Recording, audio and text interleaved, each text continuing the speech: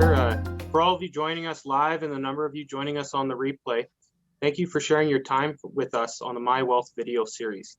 My name is Jeff Hunter. I'm Portfolio Manager with the Townsend Samani Hunter Group at CANACCORD GENUITY. Also on the line are Dave Townsend and Rahim Samani, Lead Investment Advisors of the My Wealth portfolios.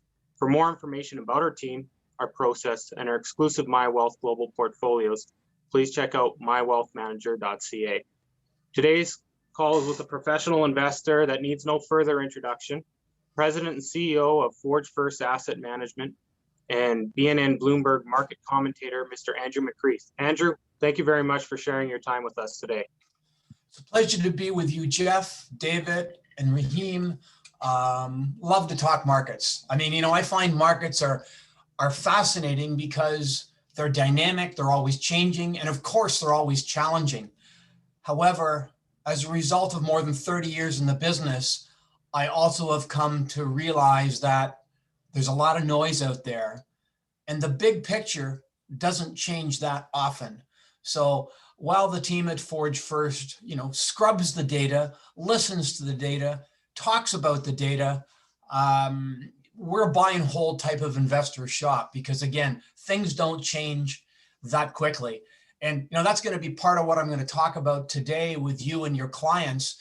And that is that all this hype about inflation and, transient inflation and all this kind of stuff, the bottom line is there is still a ton of liquidity out there. And that is what is driving markets and likely to continue to drive markets a little higher here in the near term until ultimately you start to see a deceleration in rates of economic growth, profit growth, and of course, the punch does not get refilled into the punch bowl. So I think it's a very timely time to have a conversation because, back in March of 2009, any of us could have bought an ETF and gone away for 12 years. But today, it's very different.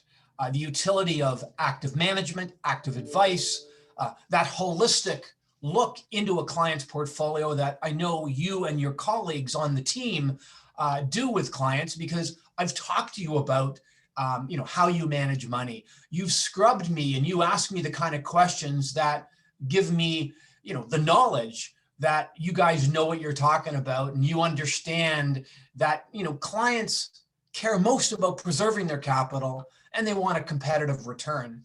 And we're at a point in time in the market where that next 12, 18, 24 months, it's not going to be as simple as it was over the last 12 years. So it's a pleasure to be with you here today. And shall I just walk us through a few slides? That make a good way to start off? I think that'd be great. And especially as what you talk about, last 10, 12 years have been fantastic from the bottom up to here. And things have changed. So I think a lot of people, I've got a lot of emails today, people very passionate about investing, excited about it, and really excited to see what's going forward, what's different, and what's your take on it. Okay, well, you just have to give me permission to share my screen, and then I'm all good. Good to go.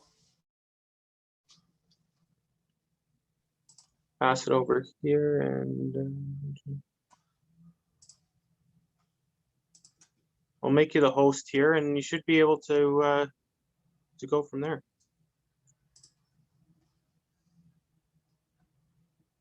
Okay, you have my screen there?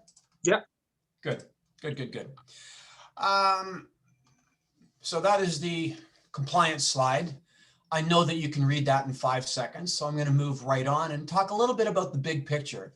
And, this says it all. What this is showing you are the size of the balance sheets of the central bank of Europe, Canada, and the United States. Now, look on the left-hand side. Look at the great financial crisis. Look at the increase in the size of the balance sheets of those three central banks. Then, of course, look on the right-hand side. It's hard to believe the amount of growth. And in fact, earlier this week or late last week, the size of the balance sheet of the Federal Reserve Bank of the United States went above $8 trillion for the first time in history. But, gargantuan growth in the money supply in all of these countries. And this picture here shows you the correlation between the size of the Fed's balance sheet and the S&P 500. Now, as you can see, this is a 25 plus year graph. So the relationship is not spurious. The relationship is clearly very strong. As the Fed prints money, there's more liquidity in the system, interest rates go lower, and investors look for a better place to put their capital, hence the stock market. However, over the last 5, 6, 7 years, if you haven't owned tech stocks, you know what? Given the fact that tax rates in the States have had a hatchet taken to them, given the amount of fiscal stimulus we've seen, and as we just reviewed, the monetary stimulus, you could argue that the red line on this graph, which is the S&P 500 excluding those 6 tech stocks that are the white line, isn't that exciting. So yeah, the headline numbers have been huge for the stock market, but look at the numbers when you take out the 6 big tech stocks, which is the white line on here. So let's call it 45 to 50% over 5 years, despite the fact that we've had more stimulus than any of us could have ever imagined. Now, of course, COVID happened 14, 15 months ago. And a lot of people have hurt a lot financially, emotionally, physically. And I hope you and your loved ones have come through this unscathed. And let's just hope that we're finally opening up for good. I can't wait to get back to Alberta. I'm currently going to come back to Alberta the back half of September. I haven't been out there, of course, for a long time. I usually travel to Alberta 6, 7 times a year, so I can't wait. But when you look at the performance of the S&P 500 since the COVID crisis hit the stock market at the beginning of March of 2020, here's a disaggregation of performance of the S&P 500 on a slide that I took from a deck from Goldman Sachs. So at the bottom of the slide, the horizontal axis, shall we call it, you can see that they break the market into despair, hope, and growth so far. Below those words, you can see the time frames they're talking about. So the despair time frame was February to March of 2020. It basically was 1.3 months. And what you see from looking at it, the blue, the dark blue, implies that the stock market went down peak to trough, top to bottom, 34%. Now, if you disaggregate that 34% decline in the market from top to bottom between a change in earnings per share and a change in the price earnings multiple, since those two variables multiplied by each other get you the price of the stock market, you can see that the PE declined by 33% and earnings declined by 1%. So in other words, to get to that 34% decline, 33 of the 34 percentage points was driven by a declining PE multiple, and 1% of it was driven by declining earnings growth. Now, after the bottom, you go into the hope phase of the market cycle. And you can see at the bottom of the slide that according to Goldman Sachs, they're talking about March 2020 to January of 2021. And let's look at those numbers. So from the bottom, the S&P was up 73% during that time frame. What was the source of that 73% return? 109% of it was driven by a rising price earnings multiple. I mean, you hear commentators talk about how expensive the market is. Well, that's why. The PE multiple is accounted for 109% of the 73% increase in the stock market, the S&P 500, between the bottom of COVID and the beginning of this year, as earnings were down 17%. Now, in their view, we've entered phase 3 of your typical economic or market cycle. And we're 4.5 months into this phase 3 based upon this graph, which was made in late May of 2021. And you can see that the S&P at the time was up 6% with minus 9%, in other words, 150% of the gain being reversed because of a declining PE multiple, while earnings were starting to recover and earnings accounted for 16 percentage points of the 6% gain in the stock market. And that is going to be a theme going forward. We're going to continue to see earnings go higher, but I believe the valuations reach their peak and are likely to contract as the central bank starts to take the punch out of the punch bowl. And here's a picture that shows you Robert Shiller's CAPE ratio, the cyclically adjusted PE ratio. Everybody's got a different way to look at the valuation of the market. And all I'm trying to tell you by showing you this, well, you can see how long-term the graph is by looking in the bottom left-hand corner, 1880. But bottom line is the stock market is not cheap, any way you stretch it.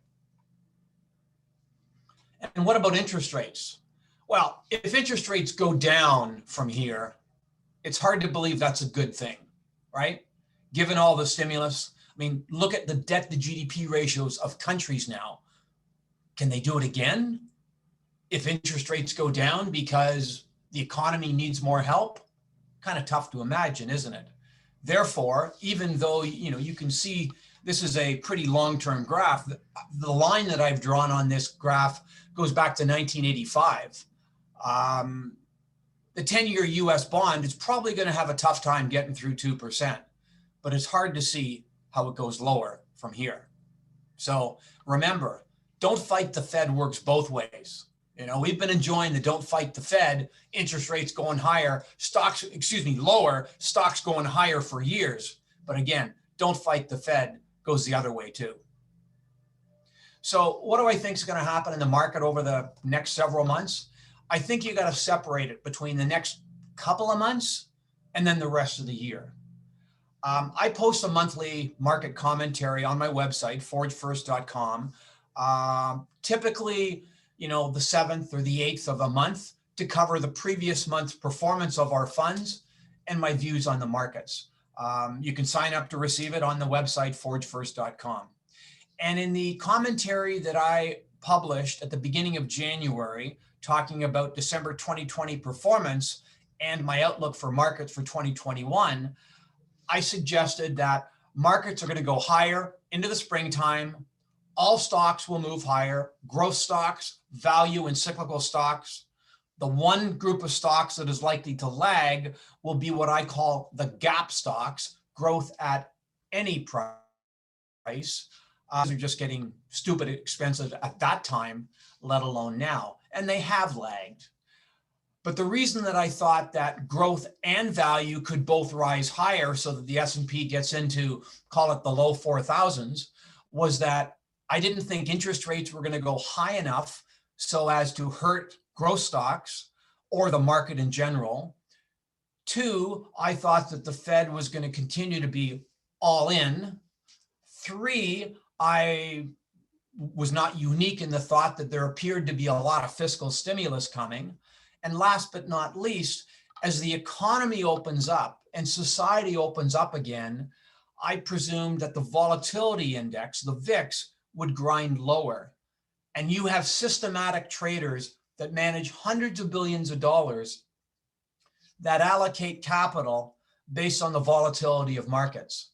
So as volatility comes down, that means they have to put more money to work to enable their fund to trade at the volatility that they're targeting. And those 4 variables have pretty much worked as I and many others expected. And so now the market's trading where it is. Cyclical and value stocks have outperformed growth stocks. We've obviously had a couple of vicious rotations on a year-to-date basis between those variables, mid-March to early April. Right now, we've been in the midst of a growth value shift, which I will point out to you right now is irrelevant to how we manage client capital. Because as I'll tell you, free cash flow, I'll show you, I'll talk to you about what we own in our portfolios. If you look at our top 12 positions in the Longshort fund, in no particular order, we own Canadian Natural Resources, we own Synovus, we own Tourmaline, we own Facebook, we own Google, we own Microsoft, and we own Stelco. So that's a pretty eclectic mix. That implies that we are agnostic with respect to style. We're all about free cash flow because all of those businesses are generating gobs and gobs of free cash flow. And I think that liquidity, that first graph I showed you about central bank assets, is going to continue to grind markets higher here. but I think we're going to reach a point in time where markets are going to start to have a bit of a tougher time. Obviously, I don't know when it's going to be this year, but I do believe it's going to be a little later on this year. And why is that going to happen? Well, first and foremost, the rate of acceleration is going to start to slow. It's going to start to decelerate for economic growth in the States, for earnings growth from corporate America, and of course, fiscal and monetary stimulus. And as a result, I would expect that we will begin to see price dispersion within sectors of the market. In other words, a rising tide lifts all boats, but as valuations sort of reach a maximum over the next few months, I think within sectors, some stocks will keep going up, some stocks will stumble. And of course, the gap stocks, the growth at any price, I think will continue to underperform. Now, markets that exhibit dispersion are great for long short managers, not just because you can actually identify stocks to short, but also when I talk to the Townsend, Somani Hunter group, I know that they look at statistics like, upside, downside capture, alpha, beta, and to be honest, our funds exhibit pretty darn good alpha statistics. In other words, we're decent stock pickers. So dispersion is good for us, not just because it's long short. Now, when you get into 22, I think the environment gets a little rockier once again. Not going to try and pinpoint when, but it's during 22 that I think the Fed ultimately then changes tact. And again, don't fight the Fed, goes both ways. So how do we manage money?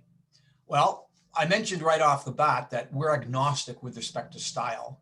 We are buy and hold investors focused on free cash flow.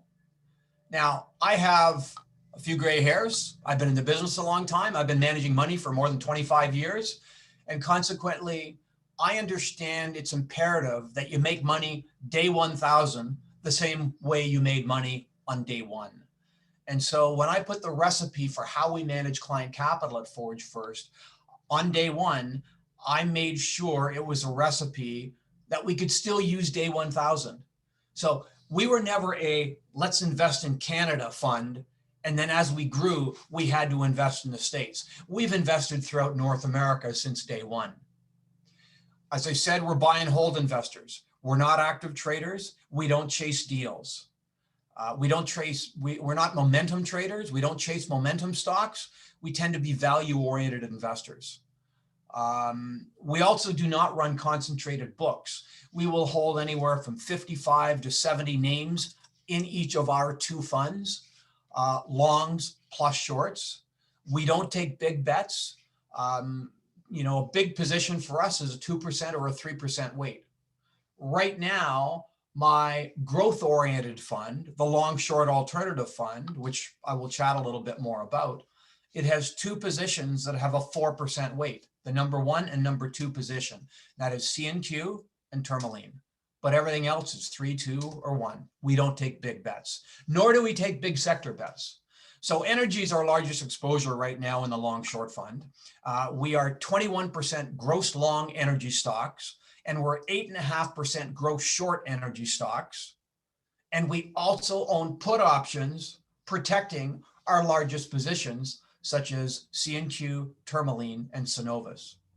For me, it's all about offering a competitive, risk-adjusted net return and doing my best to try and protect capital when markets get rougher.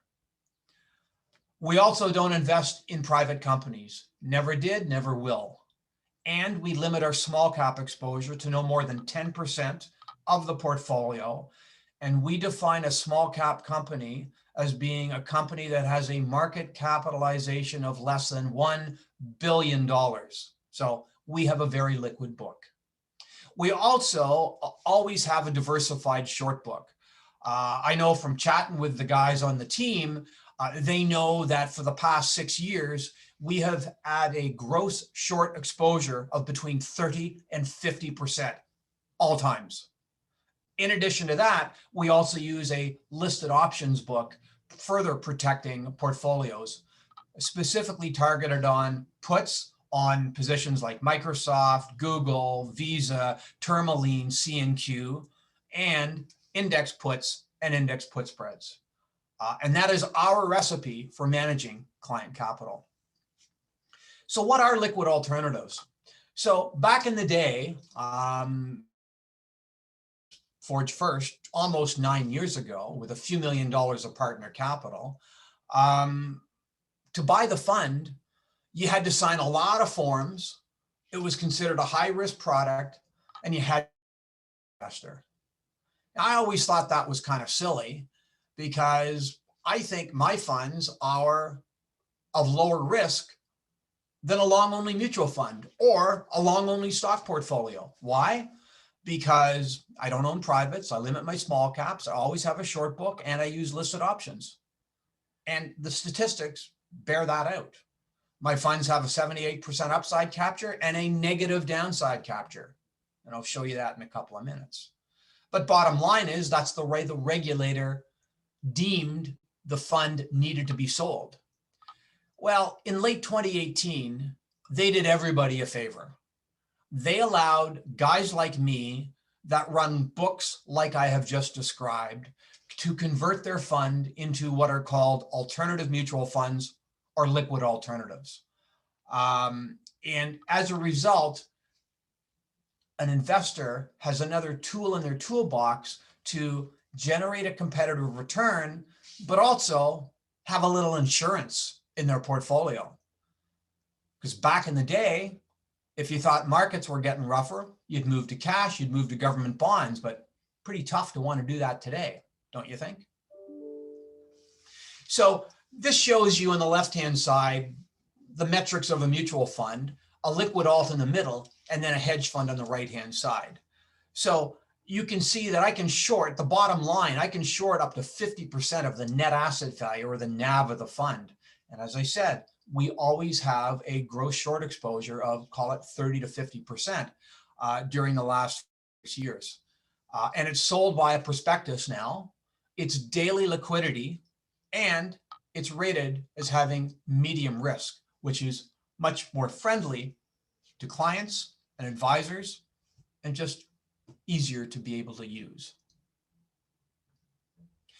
So I sort of just touched on this, but what does a client do now?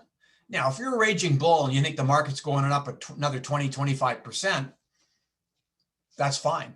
I don't think it is here because I think that the market is pretty expensive. It's going to get a little more expensive, but then it's going to start to go to the other side. And I think as you go out 12, 15 months from now, that other side's going to get a little darker. And so, again, you used to go into bonds. You're going to buy a government bond. The yield, of course not. Cash, of course you're going to keep some, but not a lot given what it doesn't pay. And consequently, that's where these liquid alts come in. Now, I mentioned that I run two funds. I run a long short fund and I run a conservative alternative fund. And as you can see on the second line of this slide, I believe that the long short fund is best suited for growth-oriented investors that are looking for protection, whereas I believe the conservative alternative fund is better suited for investors that are looking for protection first and second, and some return third. The long short fund is targeting an 8 to 10% net return after all fees. The conservative alternative fund is looking to make a 6 to 7% net return. The long short fund is targeting a volatility or standard deviation less than the market. The conservative alternative fund is targeting a volatility less than long short. The long short alternative fund is a portfolio of stocks, 55 to 60 names, whereas the conservative fund will have 60 to 70 names.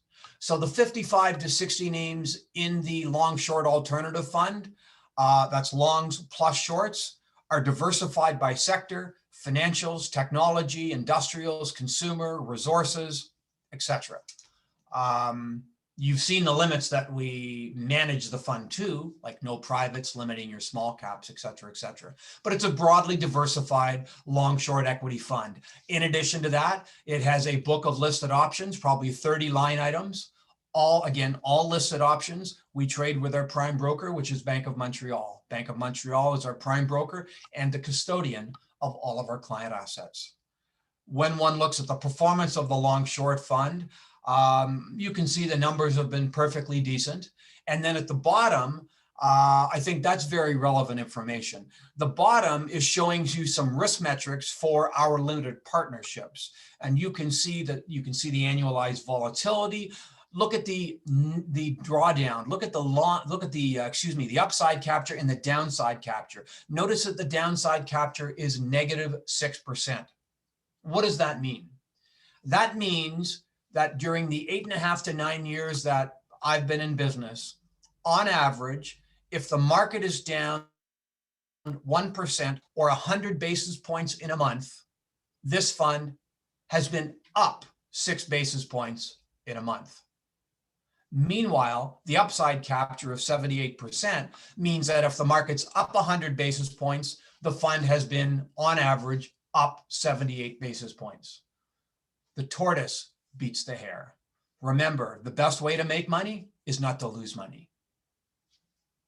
Now, this shows you a picture of our exposure levels. So if you invest $1,000 into the fund, and I might go out and buy $800 of stock, and I might short $400 of stock, okay? So the 800 that I buy is the light gray area on this graph. The 400 that I might short is the dark gray. So my gross exposure in the example of you invest 1,000, I buy 800, I short 400, my gross exposure is long plus short 800 plus 400, or 120% of the 1,000 you invested. My net exposure is the orange line on this graph, long minus short. So 800 minus 400 equals 400 divided by the 1,000 you invested, or 40%.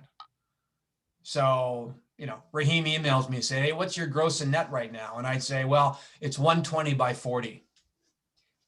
As I say at the top of this slide, we're never long only.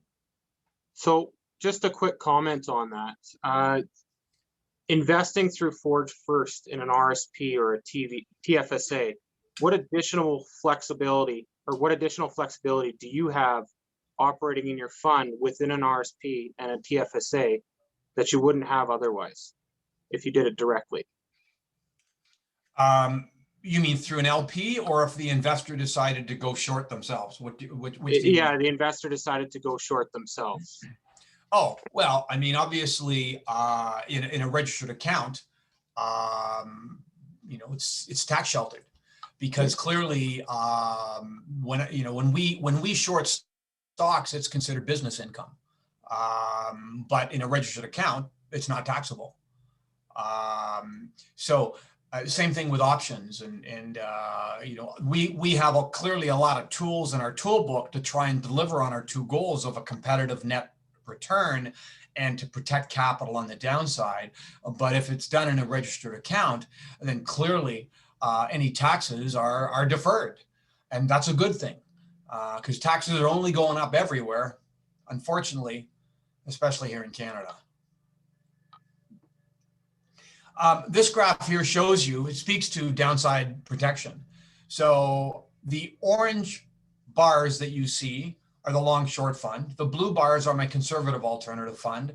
And the dark bar is the market. And in the top left-hand corner, you're seeing the experience of 2015, the right-hand corner, 2018, and the bottom left, 2020. You can see that the funds don't do that bad a job when the markets get rough. It's all about preserving capital and, again, offering a competitive return. So why liquid alts now? Well, very simply, we are at a point in the market cycle where things are going to start to change a little bit.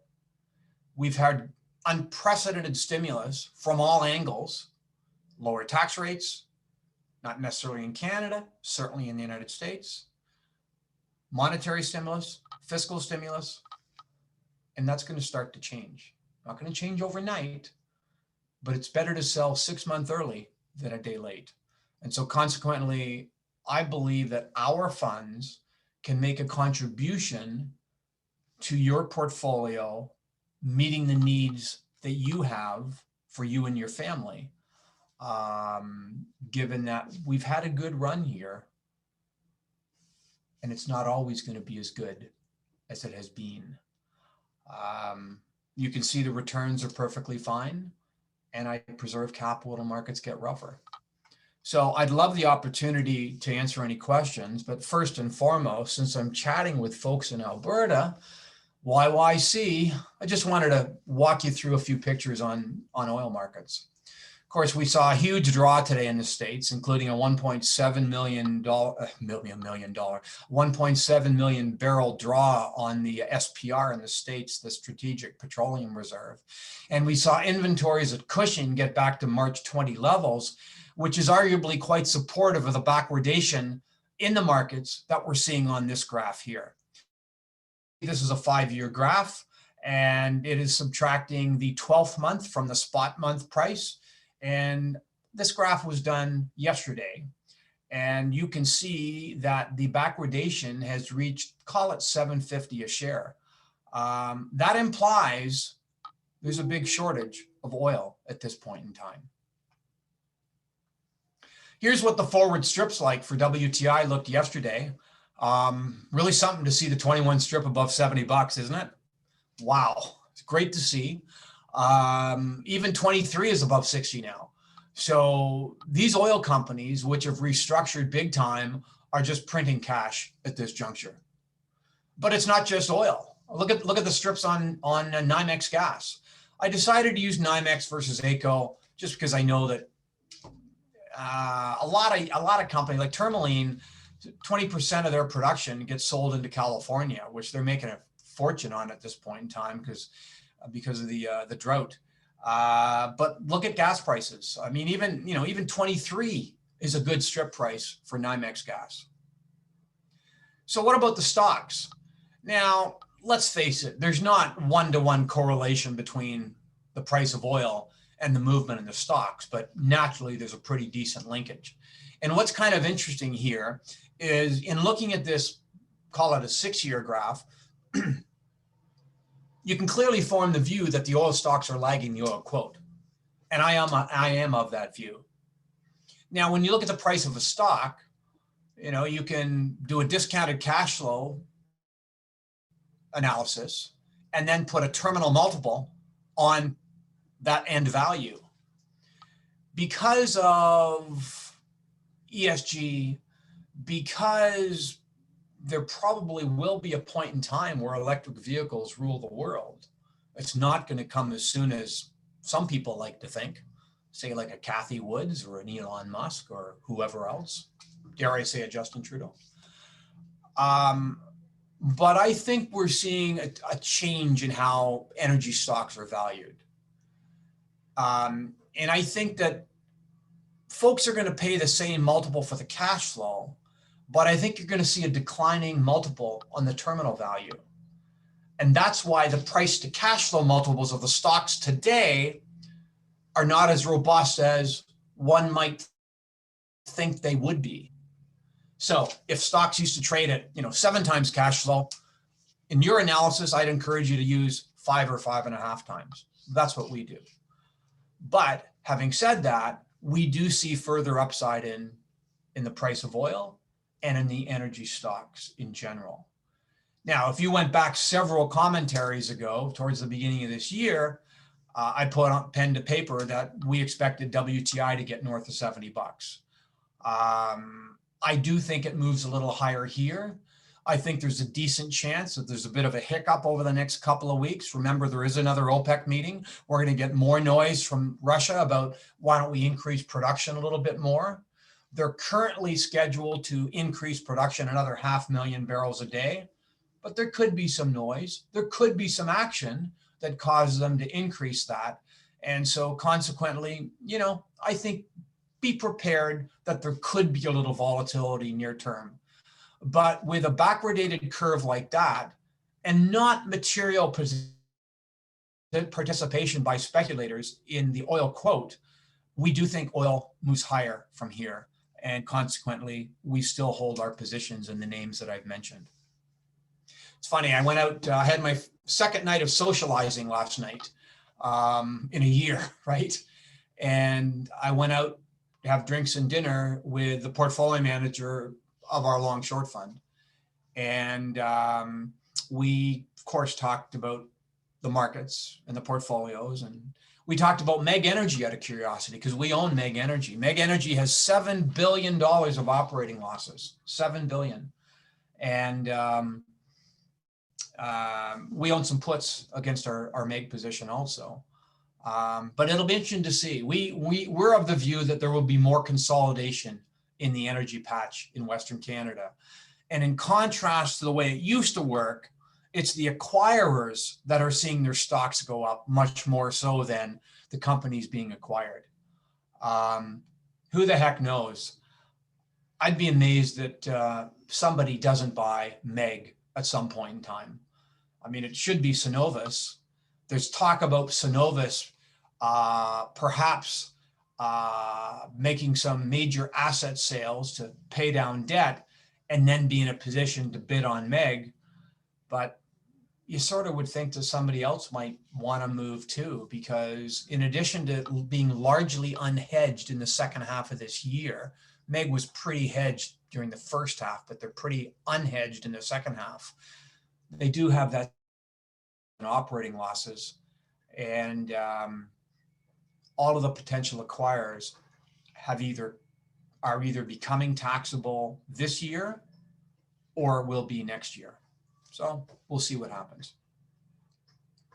And I find this graph a little interesting. So all I'm doing here is taking the E&P index in Canada and dividing it into the E&P index in the States. No adjustment for currency. But look at the right-hand side. Basically, the relative strength has been flatlining all year to date. And to me, it doesn't make a heck of a lot of sense, because the economics of the Canadian companies are way better than the economics of the US companies. I don't have to explain to you why that is. You know, decline rates, for example. Also, from an ESG perspective, the Canadian companies are much better positioned than the American companies. But year to date, as you can see on the right-hand side of this graph, they've largely traded on an equal footing. And that's it for me. I'd welcome the opportunity to answer any questions you might have. Andrew, great presentation as always, and a keen view on the macroeconomics, which investors are always trying to digest. Need to have the knowledge and the experience to understand how these factors intertwine. And a great summary on the energy side, especially for our Alberta clientele. Couple of thoughts on Canadian housing per se. You're seeing BlackRock make a major move on acquisitions in this space. You're hearing a lot of articles being written on Canada becoming one of the focal points for immigration globally, especially coming off the back end of the pandemic, and seeing Canada as a haven in a sense, based on a strong health and financial system. Thoughts on housing, especially the inflationary effect that we're feeling right now? There's no question that given the magnitude of the debt levels of government, that central banks will not be able to normalize interest rates in any medium period of time to a level that is likely to be materially damaging to the housing market. Also, when you look at major centers, I just had a long conversation a day ago with a friend of mine who manages a MIC, a mortgage investment corporation. I've known him for years, and we were chatting, and he would, going back and forth. He shares my view. I mean, he's a far more educated observer about the housing markets than I am. But in a city like Toronto, for example, which is 20% of the Canadian economy, just Toronto, I think housing is perfectly fine. especially when immigration starts to happen once again. You're right to point out, whether it's our healthcare system, whether it's the democracy that we are an attractive country to move to, notwithstanding what may be going on politically. And so we're going to continue to see immigration. We're going to continue to see money flow into the country. And absolutely, there's parts of the country where the increase in housing prices is not sustainable. But I am not in the camp that we have a housing bubble. I am in the camp that government has created this itself because A, the central bankers have, taken interest rates down to next to nothing, and B, the federal government told you to stay at home, sent you checks that you put in the bank, and you got fed up staying in your 600 square foot condo. Or it's like, you know what? I live in downtown Toronto or Vancouver or Calgary, and I don't need to live here anymore because I can work from home. And so I'm going to move 10 miles out of the city where I can get a lot more for my buck. And so consequently, I don't think we're in a housing bubble in and of it. I think that the powers to be have created an environment that has caused pricing to go up a lot. It's going to come out, the air is going to come out of some of the tires in some centers more than other centers. Toronto, for example, love it or hate it. I think the housing market is fine here.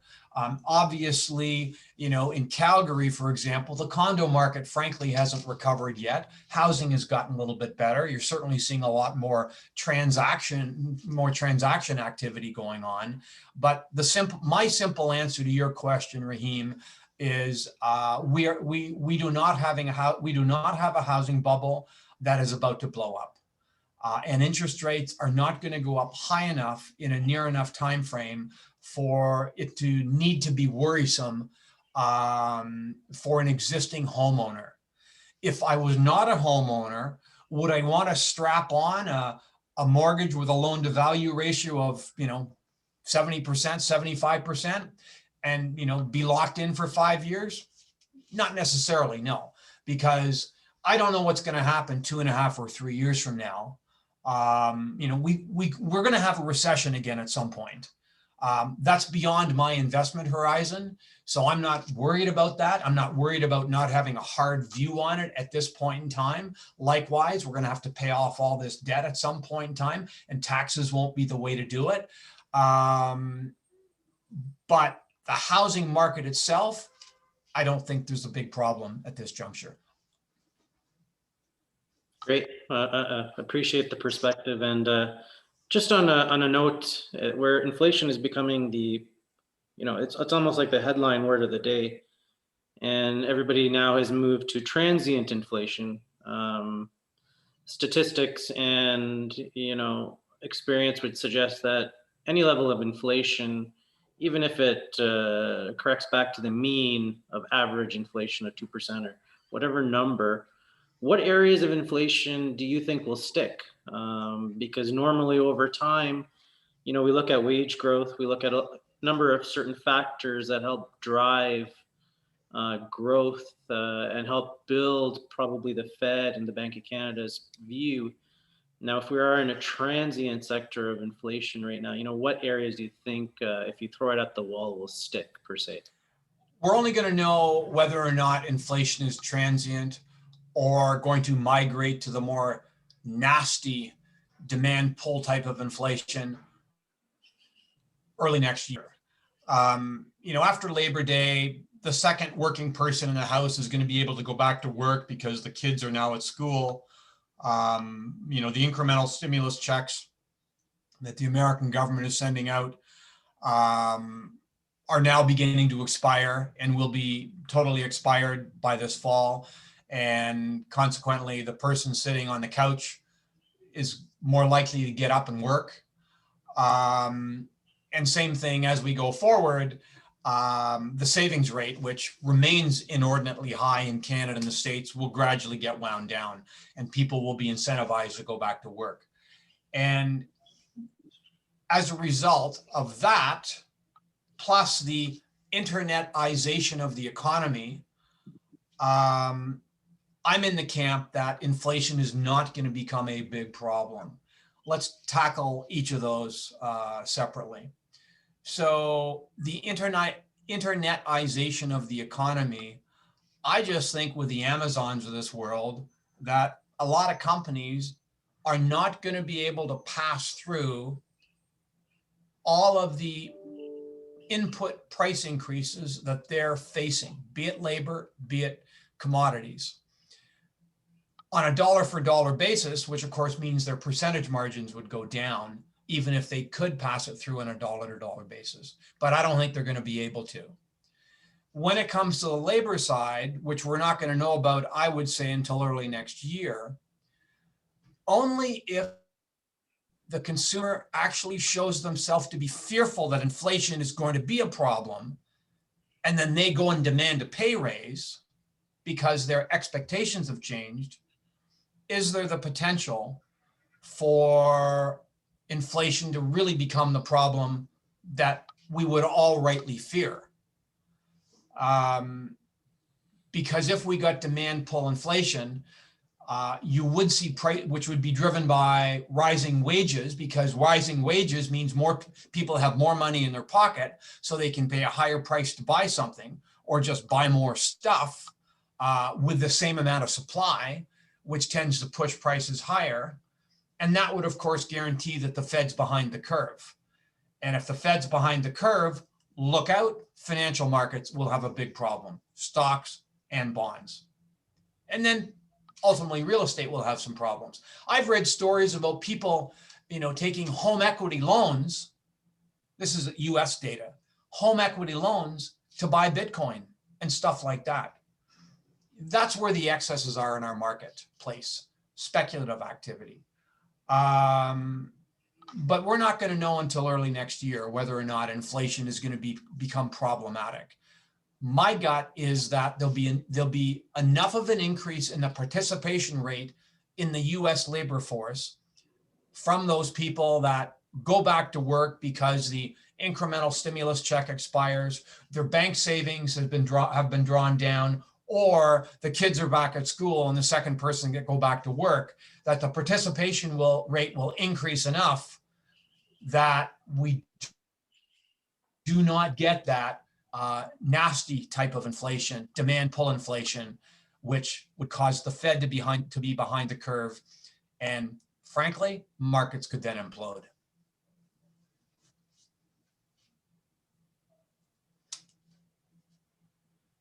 Jeff, any questions that you had on your end?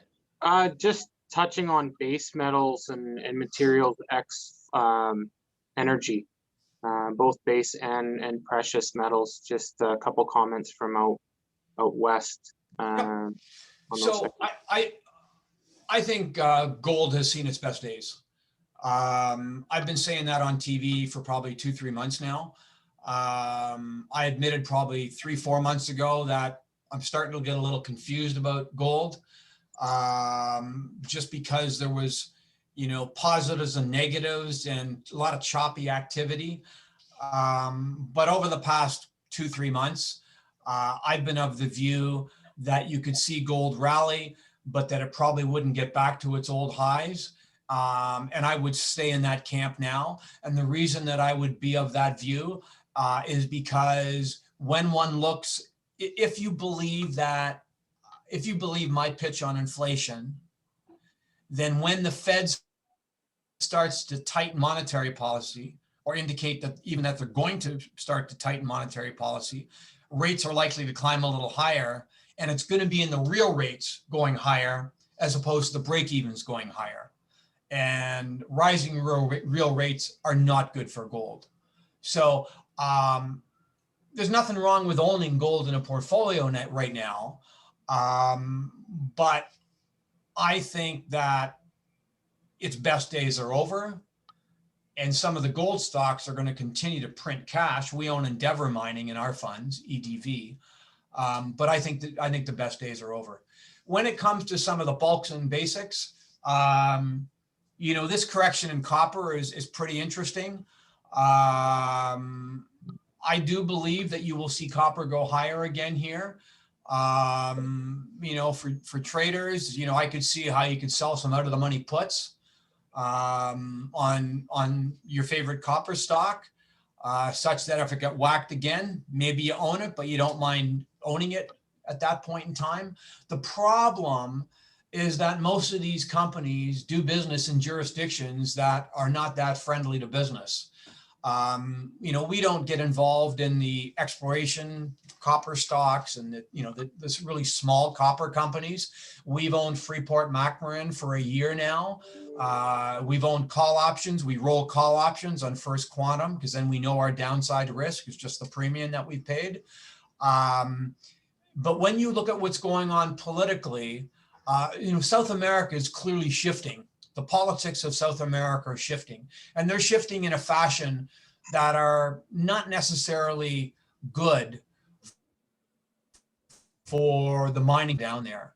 And so even though Freeport-McMoRan is not the best, copper company out there, we're comfortable owning that as opposed to a company that is, much more leveraged to a Peru or a country like that. One last question, Andrew, and then we'll let you go because Sure. we know that people can catch you later on today on TV. You talk about your favorite long side positions. How about telling us your favorite short side position or sector if you don't want to divulge specifically where you're short per se? So your most exciting short side opportunity. Yeah, so the whole short side of the book has evolved over the last couple of years.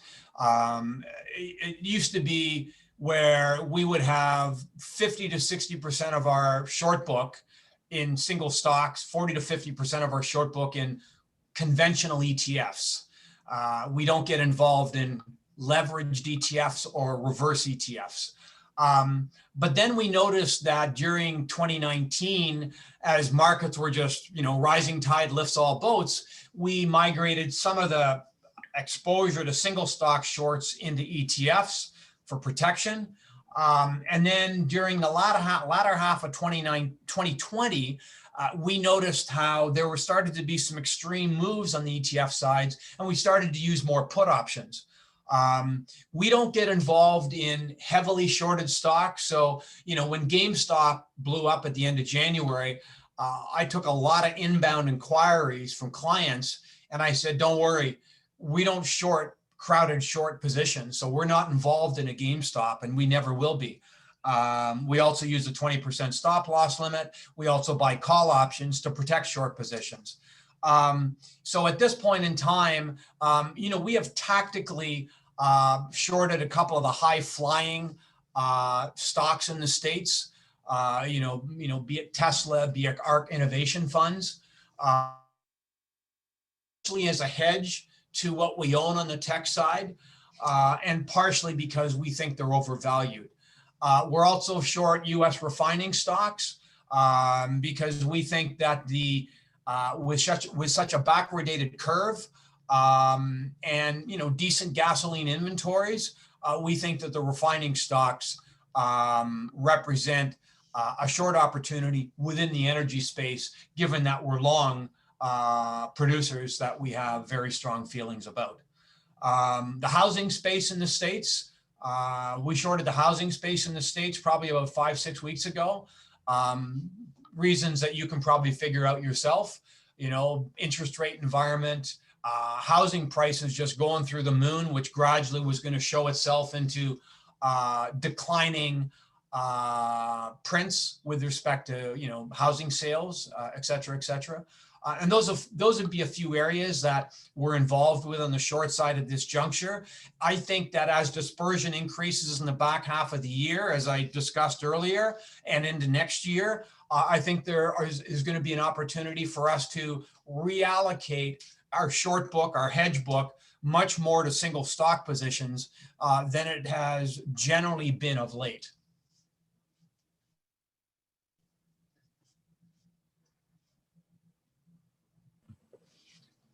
That's great, Andrew. Appreciate it. Jeff, you want to wrap it up? Yeah, thanks everyone. And thank you, Andrew, for taking the time and going through your strategies and your funds and positions and commenting on a couple, well, I'd say hot topics, especially with our clientele. Everyone else will be putting out a replay. It'll hopefully come out later today where you can watch it. If you have any questions about your portfolio, the markets, feel free to reach out with to one of our teammates. And if you want to learn more about our process and our MyWealth portfolios, please check out mywealthmanager.ca. With that, thanks again, Andrew, and I'm sure we'll be chatting soon. Right. Jeffrey, Rahim, and David, thank you for the opportunity, and you have a great rest of the day. All right. Cheers. Thanks. Bye-bye.